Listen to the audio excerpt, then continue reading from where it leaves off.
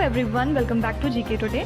मेरा नाम है नुज़हत सना और इस वीडियो में हम कवर करेंगे current affairs. But before that, if you are looking for the English version of this particular video, you can refer to our new channel GK today 2.0। The link has been given in the description box, you can refer to it from there. इसके अलावा जो भी हमारे Hindi students हैं उनको मैं बता दूं कि ये questions GK today Android application में चल रही हमारी डेली 20 MCQ सीरीज 2022 से लिए गए हैं। इसलिए अगर आप इन क्वेश्चंस को टेक्स्ट फॉर्म में चाहते हैं इसके एक्सप्लेनेशन और क्विज के साथ, तो आप ज्वाइन कर सकते हैं हमारी इस डेली 20 MCQ सीरीज को, जो कि अवेलेबल है जीके टुडे एंड्रॉयड एप्लीकेशन पे। तो अब आपका ज़्यादा टाइम नहीं लेते हुए चलिए शुरू करते हैं। Good morning everyone, welcome back to GK today. और आज हम डिस्कस करेंगे 30th ऑफ अगस्त के सबसे मोस्ट इम्पॉर्टेंट करंट अफेयर्स। ठीक है, तो चलिए शुरू करते हैं अपना session. Who has been appointed as the new chairman of defence research and the development organisation in 2022। तो हम लोगों को पता है कि DRDO एक बहुत इंपॉर्टेंट बॉडी है, तो इसी वजह से क्वेश्चन काफ़ी ज़्यादा इंपॉर्टेंट हो जाता है। आपसे यहाँ पे पूछ रहे हैं कि हाल ही में इसके नए चेयरमैन कौन बन गए हैं। ये हैं डॉक्टर समीर वी कमत, जिनको कि अपॉइंट किया गया है एज अ नए चेयरमैन DRDO के। ठीक है, और इन्होंने किसको सक्सीड किया है? डॉक्टर जी सतीश रेड्डी को। ठीक है, actually doctor G Satish Reddy अब चार्ज ले लेंगे as a scientific advisor union defence ministry में। फाइन। और इसके पहले जो डॉक्टर समीर वी कमत हैं, ये डायरेक्टर जनरल थे नेवल सिस्टम्स एंड मटेरियल्स के एट DRDO। कब से? 2017 से। ठीक है, तो दो क्वेश्चन यहाँ से बन सकता है। अगर आपसे पूछेंगे कि अब DRDO के नए चेयरमैन कौन अपॉइंट हुए हैं, आंसर है समीर वी कमत। या फिर आपसे ये भी पूछ सकते हैं कि इन्होंने किसको रिप्लेस किया है। याद रखिएगा, डॉक्टर जी सतीश रेड्डी जी को। Which country has been hit by the tropical cyclone माओन? आपसे पूछ रहे हैं कि ट्रॉपिकल साइक्लोन माओन ने कौन सी कंट्री को हिट किया है। तो फिलीपींस हाल ही में हिट हुआ है इस पर्टिकुलर साइक्लोन से, और इसने बहुत ज़्यादा डैमेज किया है इसके ल्यूजोन आइलैंड को। ठीक है, और इस दौरान ऐसा माना जा रहा है कि 3 लोगों की डेथ हुई है। इसके अलावा 4 लोग इंजर्ड भी हुए हैं as per the country's natural disaster risk reduction and management council. याद रखिएगा, ये जो ट्रॉपिकल साइक्लोन माओन है, ये जो है 6th ट्रॉपिकल साइक्लोन है जिसने फिलीपींस को इस साल में हिट किया है। ठीक है, और फिलीपींस के बारे में ध्यान रखिएगा कि ये एक सदर्न ईस्ट एशियन कंट्री है। फाइन। नेक्स्ट है, which Indian economist has been appointed as the executive director for India at the International Monetary Fund? तो यहाँ पे आपसे पूछ रहे हैं कि कौन से इंडिया के इकोनॉमिस्ट हैं जिनको हाल ही में इंडिया का एग्जीक्यूटिव डायरेक्टर अपॉइंट किया गया है एट द IMF। ये हैं former chief economic advisor KV Subramanian.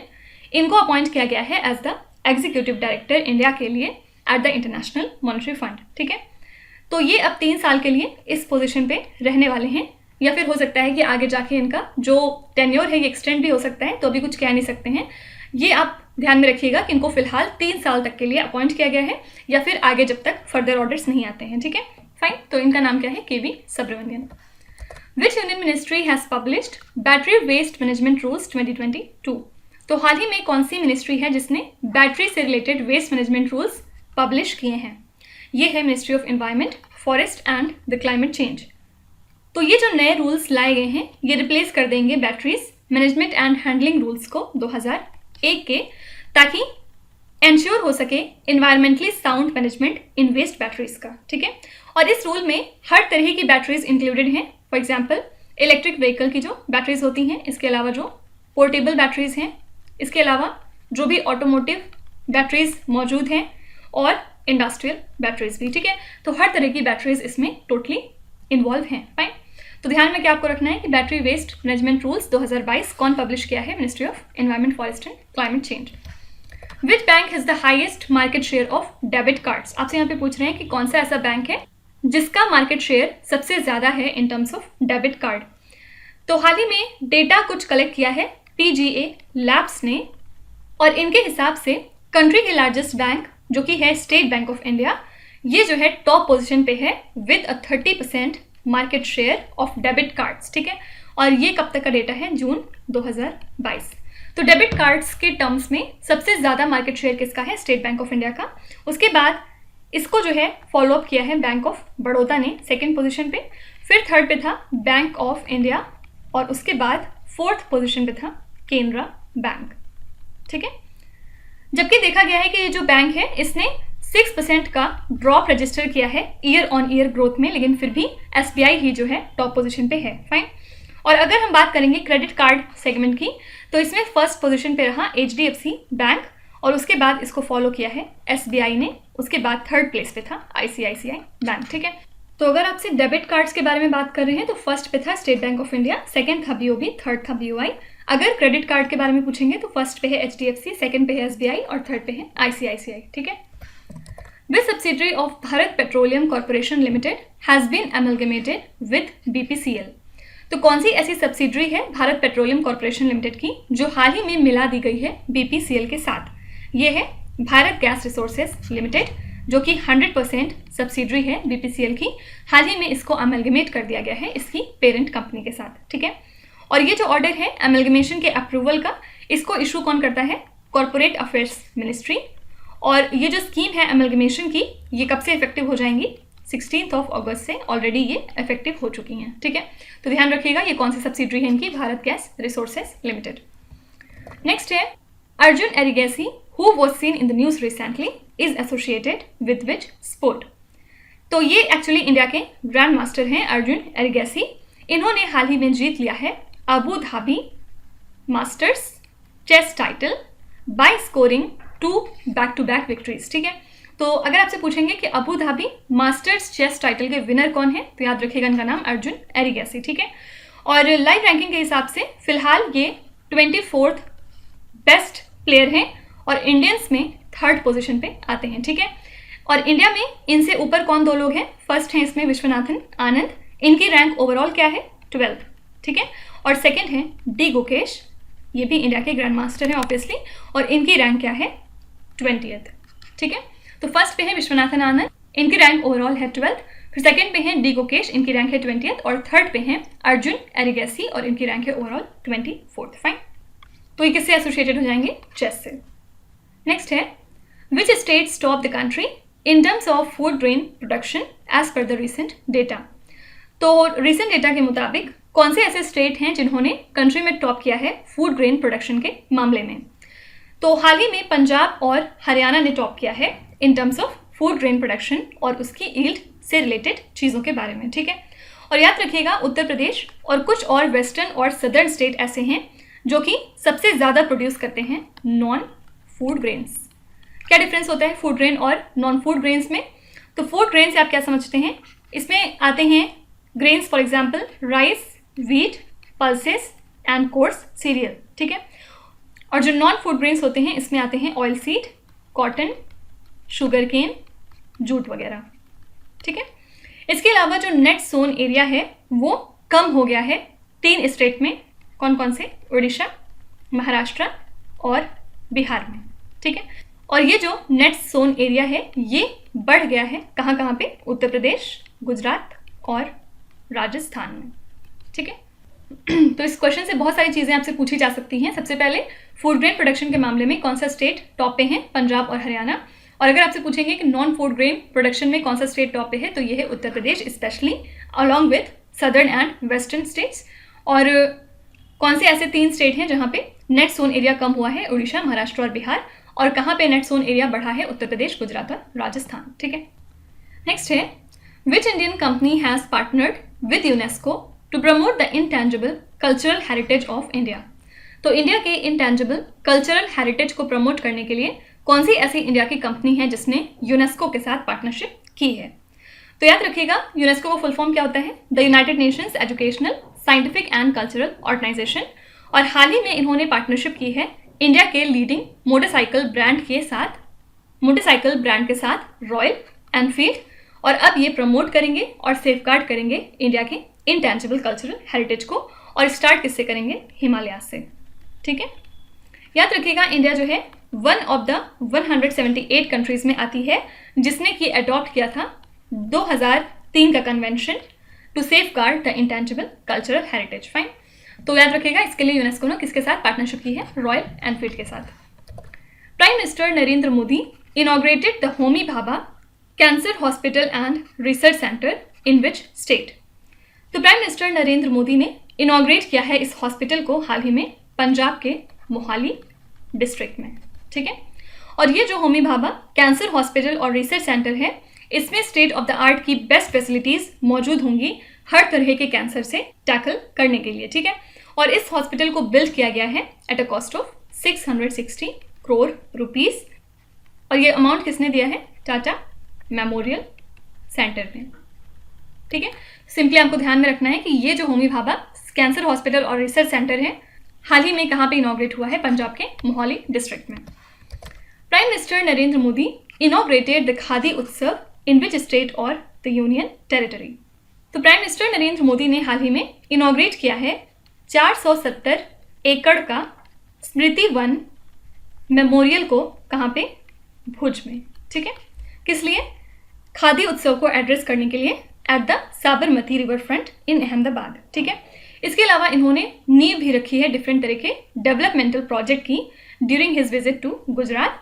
और इसके अलावा prime minister Narendra Modi address करेंगे एक प्रोग्राम को जिसमें जो है कमेमोरेट किया जाएगा सुजुकी के 40 साल पूरे होने के इंडिया में, ठीक है।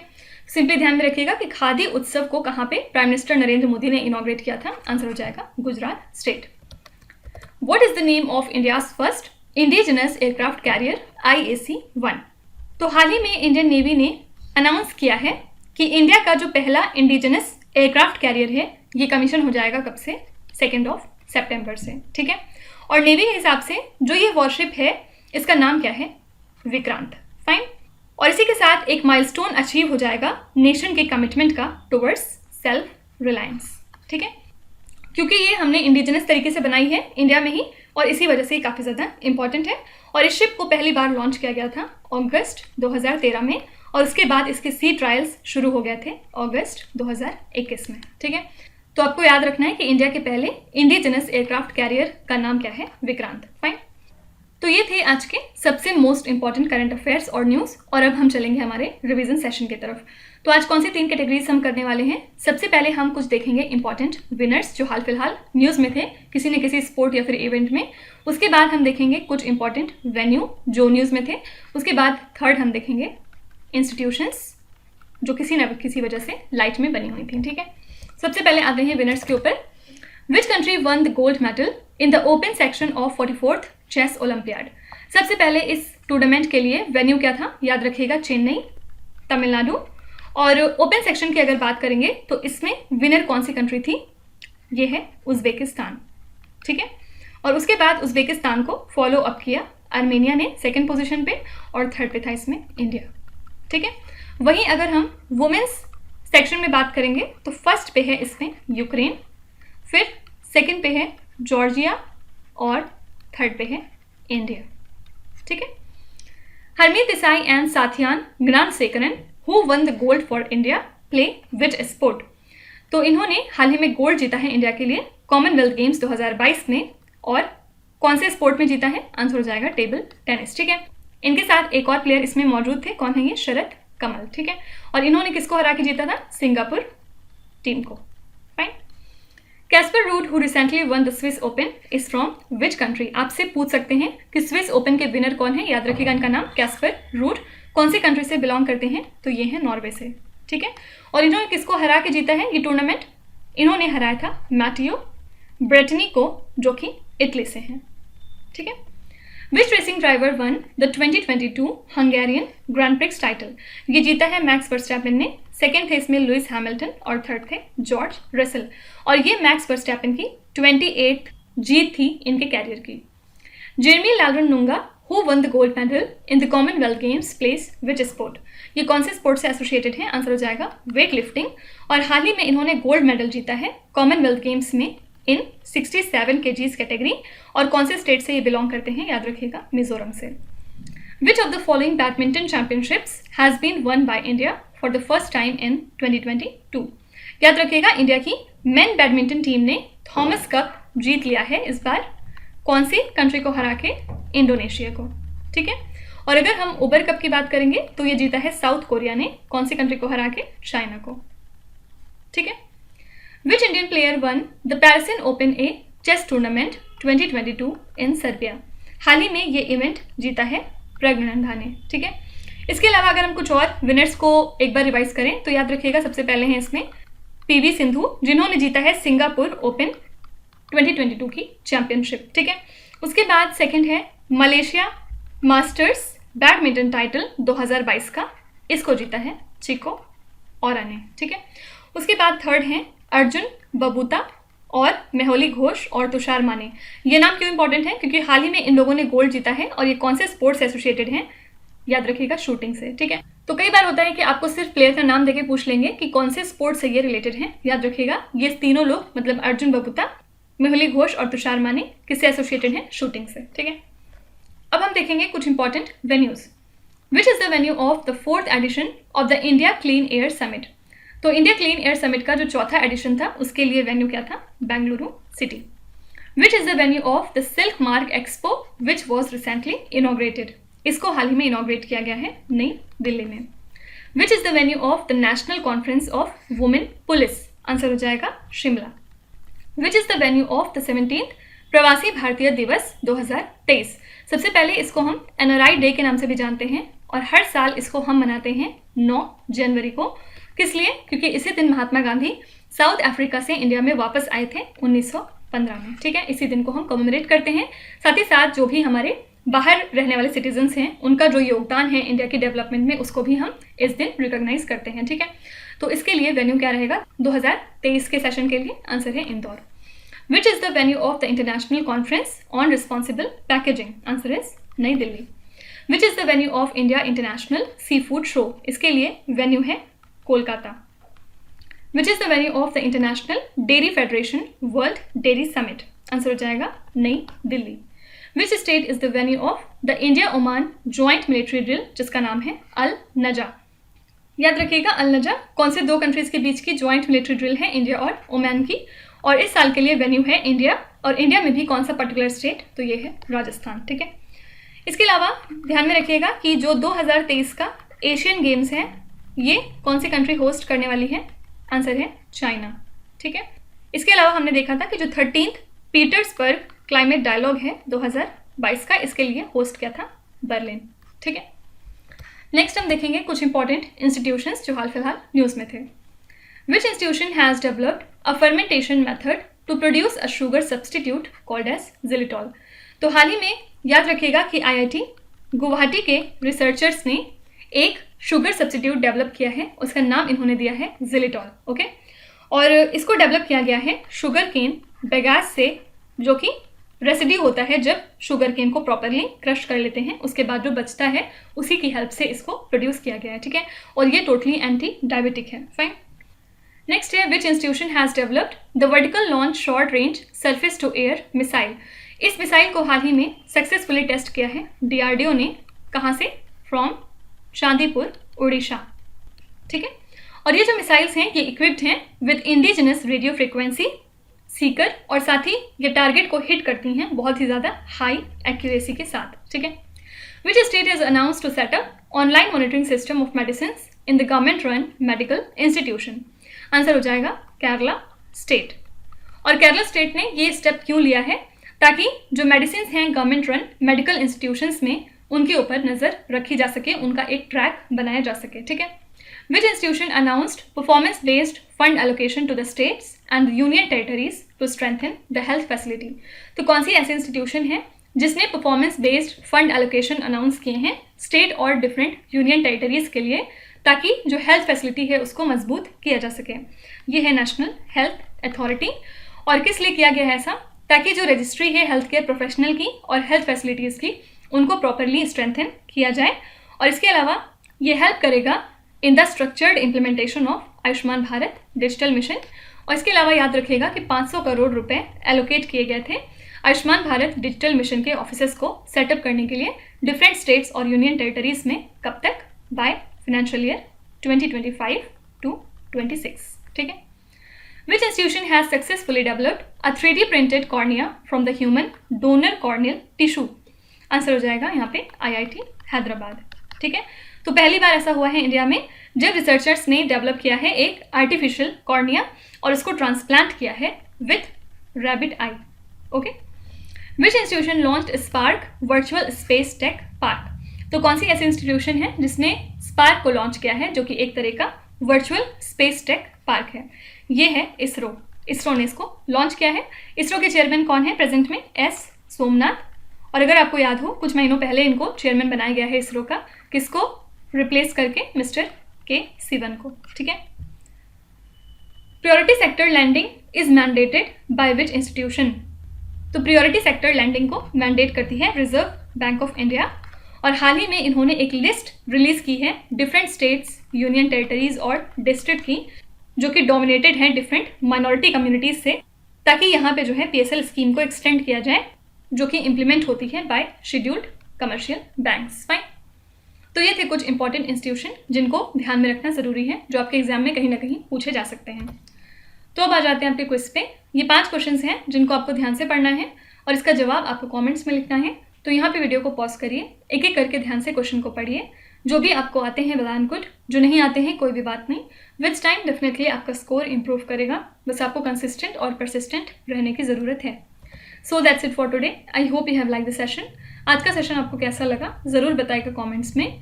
साथ ही साथ आपका कोई भी रिव्यू है, फीडबैक है या फिर सजेशन है, तो वो भी आप हमें बता सकते हैं। हमें जानकर खुशी होगी और हम पूरी कोशिश करेंगे उसको इम्प्लीमेंट करने की। तो कल फिर हम मिलेंगे सेम टाइम सेम जगह, कल के करंट अफेयर्स के साथ। Till then stay tuned. Thank you so much for watching, and please do not forget to subscribe to GK Today. With this, Meenu Satsana signing off.